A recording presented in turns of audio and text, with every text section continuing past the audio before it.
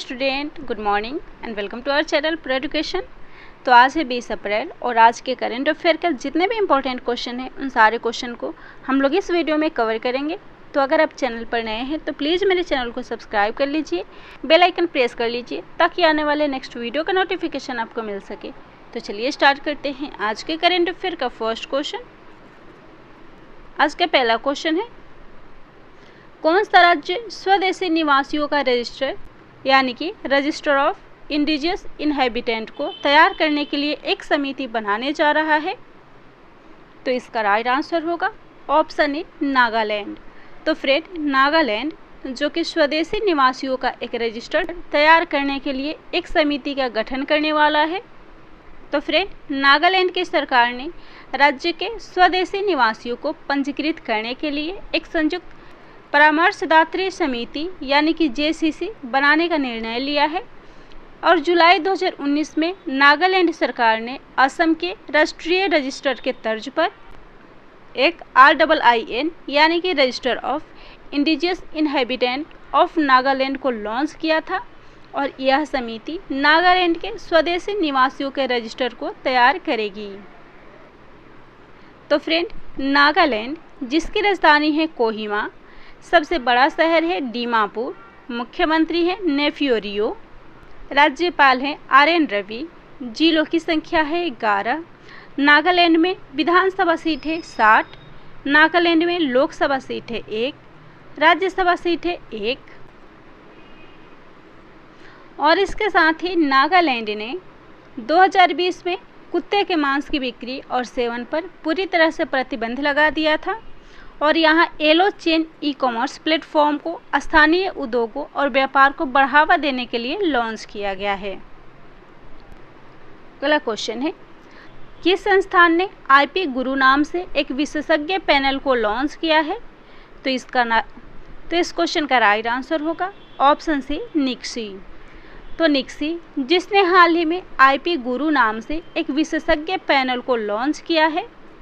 तो फ्रेंड, निक्सी ने IP गुरु को लॉन्च किया है जो कि IPv6 को अपनाने में भारतीय संस्थानों की तकनीकी मदद करेगा और निक्सी ने यह ऐलान भी किया है कि निक्सी एकेडमी भारत में तकनीकी गैर तकनीकी लोगों को IPv6 जैसी तकनीकों के बारे में शिक्षित करने के लिए बनाई जाएगी, जिससे इंटरनेट संसाधनों के बेहतर प्रबंधन को बढ़ावा मिलेगा और साथ ही भारत और दुनिया में IPv6 को अपनाने की दर कंपेयर करने के लिए निक्सी IP इंडेक्स पोर्टल को भी लॉन्च किया गया है। तो इस क्वेश्चन में बात हो रही है निक्सी की, जिसका फुल फॉर्म होता है national internet exchange of India.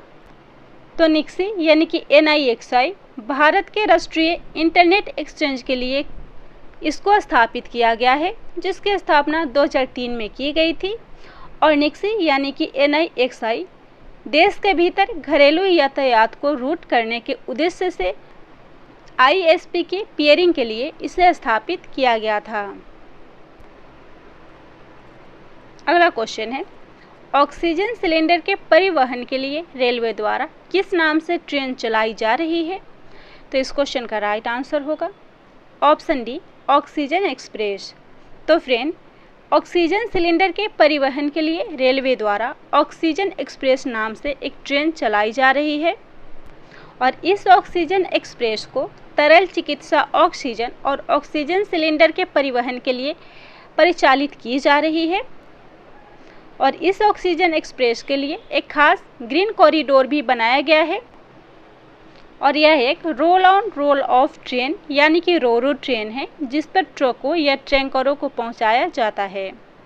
तो भारतीय रेलवे ने इसको लॉन्च किया है, जिसकी स्थापना हुई थी 16 अप्रैल 1853 में और भारतीय रेलवे का मुख्यालय है नई दिल्ली और भारतीय रेलवे के केंद्रीय मंत्री हैं पीयूष गोयल और भारत में सबसे पहले पैसेंजर ट्रेन 1853 में मुंबई से ठाणे के बीच चलाई गई थी और सबसे पहली ट्रेन का नाम है फेरी क्वीन। अगला क्वेश्चन है, किस देश ने भारत में पहला मेगा फूड पार्क शुरू किया है? तो इस क्वेश्चन का राइट आंसर होगा ऑप्शन ए इटली। तो फ्रेंड, इटली के द्वारा भारत में देश का पहला मेगा फूड पार्क शुरू किया गया है और फ्रेंड, गुजरात के मेहसाणा जिले फणीधर में इटली ने भारत में अपना पहला मेगा फूड पार्क प्रोजेक्ट शुरू किया है और इस परियोजना का उद्देश्य दोनों देशों के बीच कृषि और उद्योग को बढ़ावा देना है और इस क्षेत्र में नई और अधिक कुशल प्रौद्योगिकियों के अनुसंधान और विकास पर ध्यान केंद्रित करना है। और यह पहली इतालवी भारतीय खाद्य पार्क परियोजना है जो खाद्य प्रसंस्करण के क्षेत्र में एक पहल है जो भारत और इटली के बीच साझेदारी के स्तंभ को मजबूत करेगी। तो इटली, जिसकी राजधानी है रोम, इटली की मुद्रा यानी कि करेंसी है यूरो और इटली के राष्ट्रपति हैं सर्जियो मटरेला। एमिलिया रोमांगा F1 यानी कि फॉर्मूला 1 ग्रैंड प्रिक्स हाल ही में किसने जीता है? तो इस क्वेश्चन का राइट आंसर होगा ऑप्शन डी, मैक्स वर्स्टैपेन। तो हाल ही में मैक्स वर्स्टैपेन ने एमिलिया रोमांगा फॉर्मूला 1 ग्रैंड प्रिक्स 2021 को जीता है।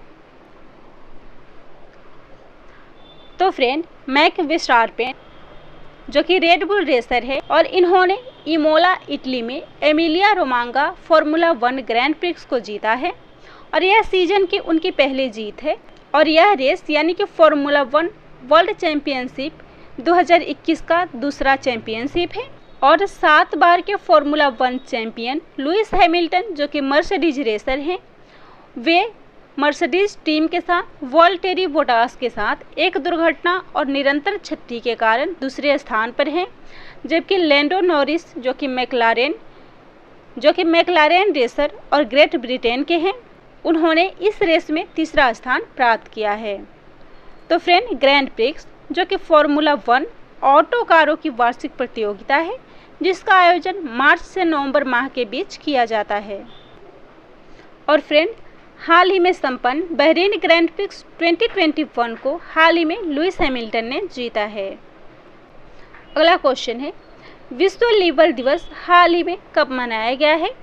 तो इस क्वेश्चन का राइट आंसर होगा ऑप्शन ए, 19 अप्रैल। तो फ्रेंड, हाल ही में 19 अप्रैल को विश्व लीवर दिवस मनाया गया है। तो फ्रेंड, लीवर जो कि शरीर में दूसरी सबसे बड़ी ग्रंथि है और इसके प्रति जागरूकता फैलाने के लिए प्रतिवर्ष 19 अप्रैल को अंतर्राष्ट्रीय स्तर पर लीवर दिवस मनाया जाता है। तो friend, hepatitis A, B, C, alcohol और ड्रग्स के कारण लीवर की बीमारियां होती हैं और वायरल हेपेटाइटिस, दूषित भोजन और पानी के सेवन, असुरक्षित यौन व्यवहार और नशीली दवाओं के दुरुपयोग के कारण भी लीवर की बीमारी होती है। और फ्रेंड, लीवर यानी कि यकृत जो हमारे शरीर की सबसे बड़ी ग्रंथि है, तो इसके क्या क्या महत्व है हमारे शरीर में, इसे भी जान लेते हैं। तो लीवर जो कि संक्रमण और बीमारियों से लड़ता है, ब्लड शुगर को नियंत्रित करता है, साथ ही शरीर से टॉक्सिन सब्सटेंस को निकालता है, कोलेस्ट्रॉल के स्तर को नियंत्रित करता है, रक्त को थक्का जमने में मदद करता है, शरीर के कई आवश्यक प्रोटीन को बनाता है, पाचन में पित्त और एड्स को राहत देता है और कोलेस्ट्रॉल और ट्राइग्लिसराइड के निर्माण के लिए भी यकृत जिम्मेदार है। और साथ ही यकृत यानी कि लीवर अल्कोहल सहित चिकित्सा और दवाओं को भी तोड़ता है और शरीर में इंसुलिन और अन्य हार्मोन को भी कंट्रोल करता है। अगला क्वेश्चन है, एशियाई भारोत्तोलन चैंपियनशिप में किस भारतीय महिला वेट लिफ्टर ने कांस्य पदक जीता है? तो इस क्वेश्चन का राइट आंसर होगा ऑप्शन ए, मीराबाई चानू। तो हाल ही में मीराबाई चानू ने एशियाई भारोत्तोलन चैंपियनशिप में कांस्य पदक जीता है। तो फ्रेंड, मीराबाई चानू ने ताशकंद में एशियाई भारोत्तोलन चैंपियनशिप में महिलाओं के 49 किलोग्राम क्लीन एंड जर्क में 119 किलोग्राम भारोत्तोलन के साथ एक नया विश्व रिकॉर्ड बनाया है और इस प्रतियोगिता में उन्होंने कांस्य पदक जीता है, जबकि चीन के हो झिहुई ने स्वर्ण पदक जीता है, जिन्होंने स्नैच में एक नया विश्व रिकॉर्ड बनाया है। और इस प्रतियोगिता को प्रत्येक 4 सालों में एक बार आयोजित की जाती है और ओलंपिक के बाद यह दूसरा सबसे बड़ा बहुराष्ट्रीय खेल प्रतियोगिता है। और एशियाई खेलों को एशियाड के नाम से जाना जाता है, जिसका प्रथम बार आयोजन भारत की राजधानी दिल्ली में किया गया था। तो फ्रेंड, इस क्वेश्चन में बात हो रही है एशियाई खेलों की, तो इसके साथ ही हाल ही में सीनियर एशियन रेसलिंग चैंपियनशिप में भारत ने 14 स्वर्ण पदक जीता है। इन सारे 14 पदक को एक एक करके देख लेते हैं, जिसमें पहला है स्वर्ण पदक। तो स्वर्ण पदक रवि कुमार दहिया ने 57 किलोग्राम पुरुष फ्री स्टाइल में स्वर्ण पदक जीता है। विनेश फोगाट ने 53 किलोग्राम महिला फ्री स्टाइल में स्वर्ण पदक जीता है। अंशु मलिक ने 57 किलो महिला फ्री स्टाइल में स्वर्ण पदक जीता है, जबकि सरिता मोर ने 59 किलोग्राम महिला फ्री स्टाइल में इस स्वर्ण पदक को जीता है। और दिव्या काकरन ने 72 किलोग्राम महिला फ्री स्टाइल में स्वर्ण पदक जीता है। और रजत पदक में बजरंग पुनिया ने 65 किलोग्राम पुरुष फ्री स्टाइल में रजत पदक जीता है। दीपक पुनिया ने 86 किलो पुरुष फ्री स्टाइल में इस रजत पदक को जीता है। साक्षी मलिक ने 65 किलोग्राम महिला फ्री स्टाइल में रजत पदक जीता है। जबकि कांस्य पदक को करण मोर 70 किलोग्राम पुरुष फ्री स्टाइल में जीता है। नरसिंह यादव ने 79 किलोग्राम पुरुष फ्री स्टाइल में जीता है। संजीत ने 92 किलोग्राम पुरुष फ्री स्टाइल में कांस्य पदक जीता है, जबकि सत्यव्रत कादियान ने 97 किलोग्राम पुरुष फ्री स्टाइल में इस कांस्य पदक को जीता है। और सीमा बिस्ला ने 50 किलोग्राम महिला फ्री स्टाइल में इस कांस्य पदक को जीता है। अगला क्वेश्चन है, किस अंतरिक्ष एजेंसी ने अक्टूबर 2021 तक लूना 25 को लॉन्च करने की घोषणा की है? तो इसका राइट आंसर होगा ऑप्शन डी, रोसकॉस्मोस। तो रूस की अंतरिक्ष एजेंसी रोसकॉस्मोस ने लूना 25 को लॉन्च करने की घोषणा की है। तो फ्रेंड, रोसकॉस्मोस अक्टूबर 2021 तक लूना 25 को लॉन्च करेगा। और रोसकॉस्मोस जो कि रूस की एक सरकारी अंतरिक्ष एजेंसी है, और लूना 25 जो कि जिसका प्राथमिक उद्देश्य लैंडिंग तकनीक को साबित करना है, यह मिट्टी के नमूने एकत्र करने के लिए एक रोबोटिक आर्म्स और ड्रिलिंग हार्डवेयर सहित 30 किलोग्राम के वैज्ञानिक उपकरण को अंतरिक्ष में ले जाएगा। और फिर यह चंद्रमा के दक्षिणी ध्रुव के चारों ओर एक्सोस्फीयर का अध्ययन करेगा, जहां आज तक चंद्रमा के इस क्षेत्र तक कोई अंतरिक्ष यान नहीं पहुंच पाया है। और इससे पहले लूना श्रृंखला का अंतिम भाग लूना 24 था, जिसे 1976 में लॉन्च किया गया था। और यह चंद्र सतह के नमूनों को पुनः प्राप्त करने वाला तीसरा सोवियत संघ मिशन था। और पहला लूना मिशन 1970 में लॉन्च किया गया था। अगला क्वेश्चन है, एडोब के किस सह संस्थापक और पीडीएफ डेवलपर का हाल ही में निधन हो गया है? तो इसका राइट आंसर होगा ऑप्शन डी, चार्ल्स गेस्के। तो हाल ही में चार्ल्स गेस्के जो कि एडोब के सह संस्थापक और पीडीएफ डेवलपर थे, जिनका हाल ही में निधन हो गया है। तो फ्रेंड, एडोब इंक जो कि ग्राफिक्स और पब्लिशिंग सॉफ्टवेयर कंपनी है, जिसके सह संस्थापक के रूप में जाने जाने वाले अमेरिकी कंप्यूटर वैज्ञानिक चार्ल्स गेस्के का हाल ही में निधन हो गया है। और उन्होंने 1982 में अपने साथी दोस्त जॉन वार्न के साथ एडोब कंपनी की स्थापना की थी, जिन्हें व्यापक रूप से चक के रूप में जाना जाता था, और जिसने लोकप्रिय पोर्टेबल दस्तावेज प्रारूप यानी कि पीडीएफ को विकसित करने में भी मदद की थी। तो फ्रेंड, इस क्वेश्चन में बात हो रही है प्रसिद्ध व्यक्तियों के निधन की। तो इस क्वेश्चन से जुड़े करंट अफेयर के कुछ इंपॉर्टेंट पॉइंट्स हैं, जिसमें पहला है, हाल ही में कोविड-19 के कारण भारत के पूर्व अंतर्राष्ट्रीय फुटबॉल डिफेंडर अहमद हुसैन लाल का निधन हो गया है। हाल ही में प्रसिद्ध तमिल अभिनेता और हास्य अभिनेता विवेक का भी निधन हो गया है। हाल ही में प्रसिद्ध रेडियोलॉजिस्ट डॉक्टर ककरला सुब्बा राव का भी निधन हो गया है। और हाल ही में सीबीआई के पूर्व प्रमुख रंजीत सिन्हा का भी निधन हो गया है। आज का लास्ट क्वेश्चन है, डीसीबी बैंक के एमडी और सीईओ हाल ही में कौन नियुक्त हुए हैं? तो इसका राइट आंसर होगा ऑप्शन ए, मुरली नटराजन। तो हाल ही में मुरली नटराजन को फिर से एक बार डीसीबी बैंक के एमडी और सीईओ के रूप में नियुक्त किया गया है।